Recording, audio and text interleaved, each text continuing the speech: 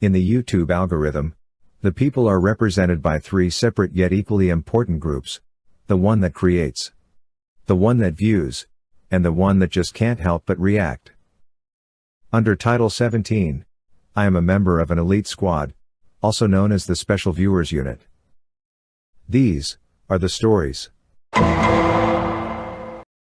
We have a huge health art to do, guys.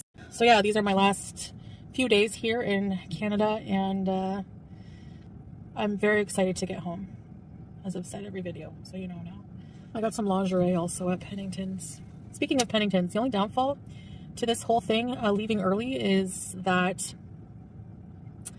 I ordered a ton of after holiday special stuff. I ordered tons of things from Pennington's because right now they have a sale up to 60% off. I ordered a ton of things from Pennington's. I ordered a ton of things from Clinique. I ordered tons of things from Amazon. I was able to cancel most of the Amazon because it hadn't shipped yet, and I think I canceled the Clinique, but it might be on its way. So the customer service said, you know, if it comes, just refuse it, send it back. And also the Pennington's things, well, I'll have to get someone to return them for me, I guess, because I think shipping to Kuwait will just be too complicated and maybe too expensive, not worth it. So, but I did get enough, you know, some clothes and things like that. So yeah, I didn't really think of that when I had Salah book me the flight home. So I was like, oh no, everything I ordered, because he's like, did you get all your deliveries? No, I didn't. But I'll send them back, I guess. It sucks because I really wanted some of those things, you know. Yeah, I'm back in Kuwait, and I thought I would talk a bit. I didn't film any of my journey home, really. I don't think so. I was so tired and out of it that I don't even remember what I filmed. But I'm finally here, and when I tell you that this journey is probably the worst one, it was just every single thing that I had fear about with traveling as a fat person happened to me. And I swear Allah was testing me, and you know what? I got through it. So I learned the lesson here that even if something is like really hard, you can still get through it. Basic, but so good to have and valuable in life, because we're going to face problems. I mean, trying to avoid them is probably more of a waste of time than learning how to deal with them. And because of what I went through on this trip, I've learned that, you know, I can get through these things. No problem. They're not fun too, but they're not meant to be. So I'll show you my big surprise after.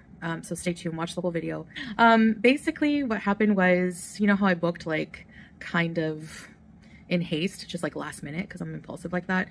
I was like, no, I can't sit here anymore and just be depressed, and like I have to come home and just be at my place and everything like that, and deal with, you know, what we're dealing with together and everything like that. So I said, you know, to Salah, my husband, I said, book me a flight ASAP, you know, just ASAP, like in the next couple of days. So I left on the 3rd of January, and the flight was full. Like it's after holidays. It was a full flight. I wasn't even able to buy 2 seats if I even wanted to. Okay. So, even the business class was booked, because I was like, okay, so, you know, business class is not as expensive as first class. You know, I could maybe justify that, as a bigger seat. It's private. Next time, I think I will. And then I can give like a review of it. So anyway, so, they're like, sorry, ma'am, it's full. So I'm like, the whole time I'm freaking out. I was so nervous of like, I'm going through scenarios like, okay, how bad am I going to be encroaching on the person next to me? Is it going to be a huge man? Because then, you know, if it's a very tiny person, that might be okay. I got on the plane, and it was one of those, you know how you have like, there's like 3 rows of seats in the plane. On the left and right, there's like rows of 3. And then in the middle, there's a row of 4 seats. Well, luckily I had the aisle seat so that I could spill out if I wanted to, except when dinner service is coming. But sitting beside me was this grumpy looking younger man from India, and he was just like, and I know he's from India because I heard him talking to the person beside him. So anyway, he was like younger. He wasn't too big, so that was good. So I was like freaking out. Everyone's looking at me. I was like one of the last people to get on the plane, and I asked for an extender. So I had to kind of like, you know, be like, excuse me, as I take my seatbelt and plug it in. And anyway, finally, when I sit down, that was the moment. Like, I'm like, okay, I'm going to sit down. This is it. This is the moment I've been waiting for, the moment I'm so scared for. And boom, it was okay. Like, I actually, so the seats in the Qatar plane are actually a bit bigger than the Emirates, because in the Emirates, I remember like I had trouble with the handle going down unless I lost a bit of weight. I don't know. I don't think so, but anyway, the bars came down. It was like a bit snug, but like with the seatbelt extender, I was fine. We actually weren't even really touching, which really surprised me. So I thought, oh my gosh, okay. And I think like this is like a test I'm glad I went through, because it showed me that, you know, it's one of my biggest fears, and I was fine. Okay, so I was okay this time. I was happy. The dinner service table doesn't come out all the way. So it came out halfway for me. Like, it folds once and then twice out. So I could unfold it once, and I probably could have gotten away with a tray of food being on it, but I didn't want to, like, I don't know. I had a fear about that, and I didn't want to use the washroom. So I literally did not eat. I had drinks, a lot of drinks. I didn't eat. I didn't go to the bathroom for 12 hours straight. I just in and out of like consciousness, not sleep, because I don't really sleep if I don't have my CPAP. Like, I don't.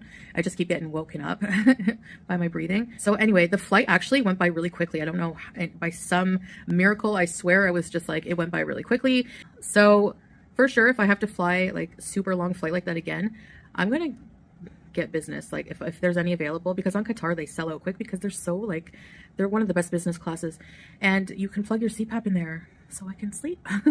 And you know, it's private, you don't have to worry about anything.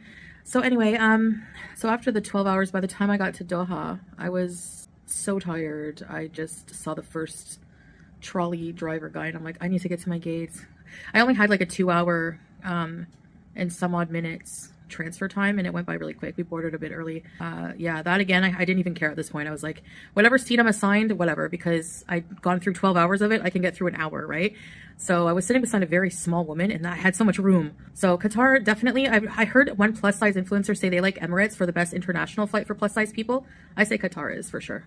Anyway, all of this was worth it, because when I was, you know, getting out of the luggage area, just tired, hungry, sweaty, just miserable, you know, I had my husband greeting me, and it was so nice to get in, you know, the car, the new car, not the Kia, and just, oh, coming home. And I have to say now, really being back and forth a couple different times, this feels more like home for me right now. So the biggest thing, when I came home and our apartment door was opened, I want to almost cry, because I didn't even recognize our place. It was such a big shock. I'll show you our, like, Salah basically redecorated the entire place.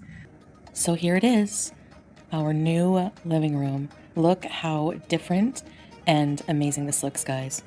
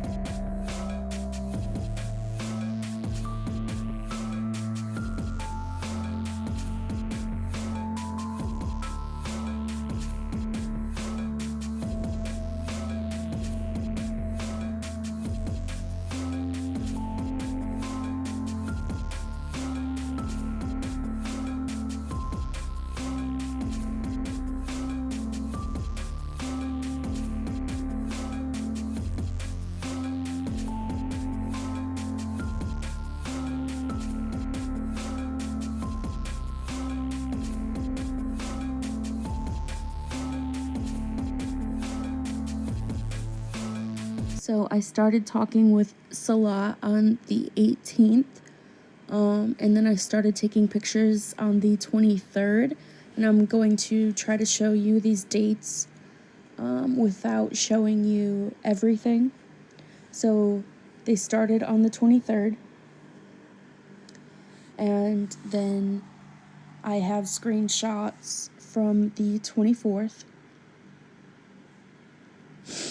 And then I also have screenshots from the 26th. And I have the most amount of screenshots from the 27th. And then I exposed Salah on the 30th, I believe. I think that's right.